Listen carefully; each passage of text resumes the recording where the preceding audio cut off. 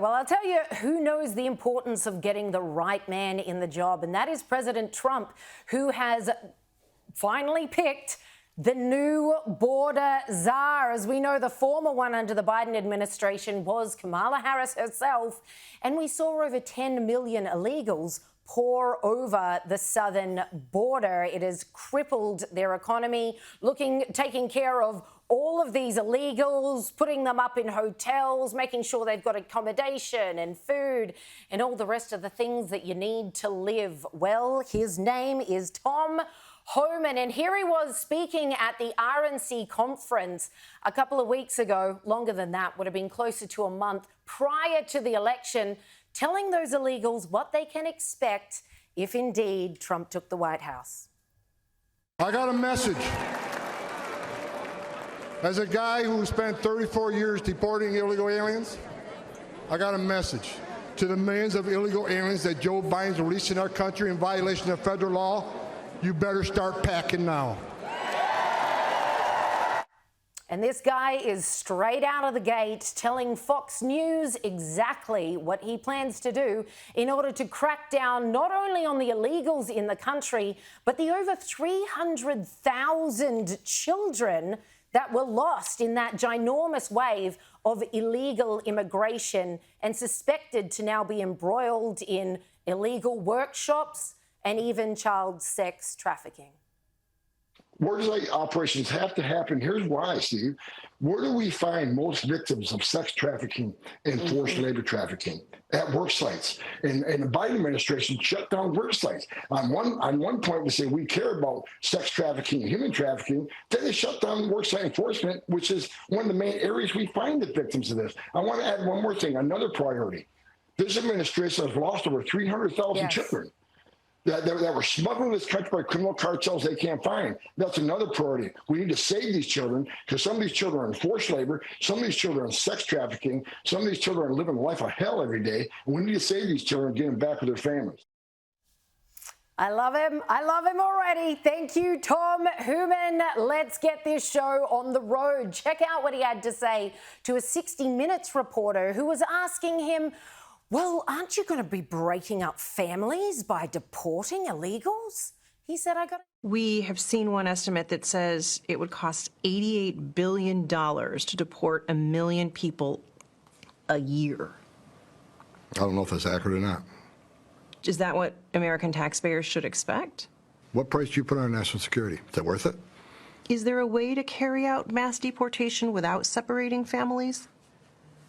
Of course there is. Families can be deported together. The solution is simple, lady. We'll keep them together. We'll send them all home. I love his response to her really estimation as well. Like, there's been a report that says this would cost $80 billion. He's like, well, what is that even based on? I'm not gracing that with an answer, really.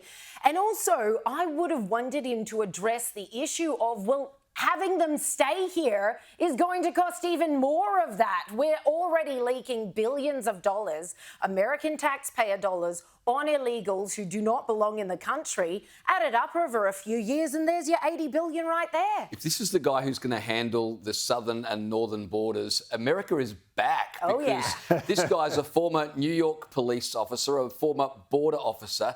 He used to head up ICE. Yes, and, he's seen it all. He's got form. And during the Obama administration, he was charged with initiating deportations and did a great job. In fact, he was given an award by the administration back in 2013. So he loves his job. He was wanting to come back to do this. And I just like the fact that he won't be manipulated. I love the way he handled that 60 Minutes interview. Is that a price that you'd be willing to pay? He just responded, well, what price do you put on national security? Indeed. He handled it beautifully, as he handled beautifully Democrat darling Alexandria Ocasio-Cortez, who said, as you would expect the left to say when they talk about deportations, but what about the children? Zero tolerance was interpreted as the policy that separated children from their If I get arrested for DUI and I have a young child in the car, I'm going to be separated. When I was a police officer in New York and I arrested a father for domestic violence, I separated that father Mr. from his Homan, with family. all due respect, legal asylees are not charged with any crime. When you enter the country illegally, it's violation 8 United States Code 1325. Seeking asylum is legal. If you want to seek asylum, you go through the port of entry, do it the legal way. The Attorney General of the United States has made that clear. Okay. That is a textbook example of one person dealing in facts and the other person dealing in feelings, and I don't need to tell you who ultimately triumphs. He's good, and He is good, and I've got a feeling that he's going to conduct all his duties while riding a horse. But Gives that what it impression. speaks, that's right. I mean, this guy is like, it's just like, He's a gunslinger. Here's Walker, Texas Ranger in real life. But it speaks more to, and again, maybe we saw it a bit with the 60 Minutes questions, maybe we saw it more with AOC, but this actually speaks to the whole reason why the Democrats just had their asses handed to them at the last election. Now, the one demographic that that is hurt the most by unchecked illegal immigration is poor working people, low-skilled and unskilled, low-paid workers. And that is overwhelmingly and as we've seen, surprise, surprise, where was the biggest turnaround, the biggest demographic that turned around and voted for Donald Trump? In the case of the men, first time ever he got a majority,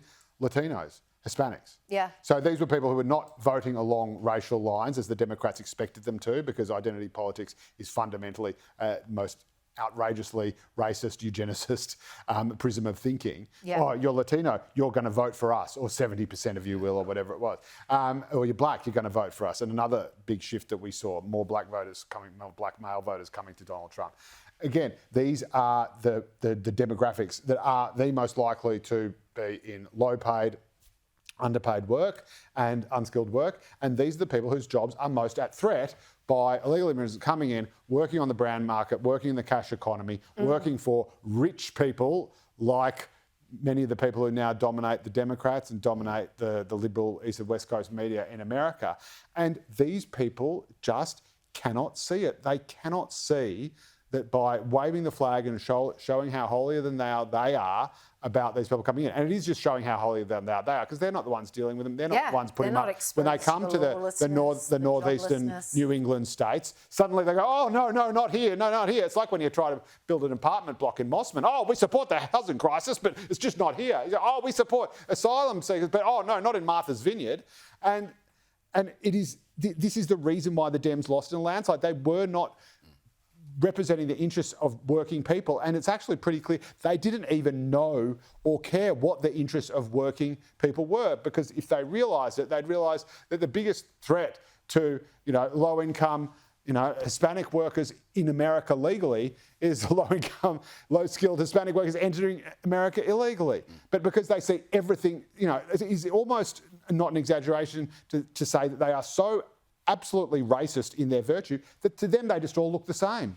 They're all just Hispanics. They'll all just vote for us, legal or illegal. And that's a disgusting way to look at people. You wouldn't look at politics. you wouldn't look at you wouldn't look at Charles Manson and Ronald Reagan and say, oh, well, they're both white. They're probably going to vote the same way, or they probably have the same values. This is why this result is and must be the death of identity politics once and for all.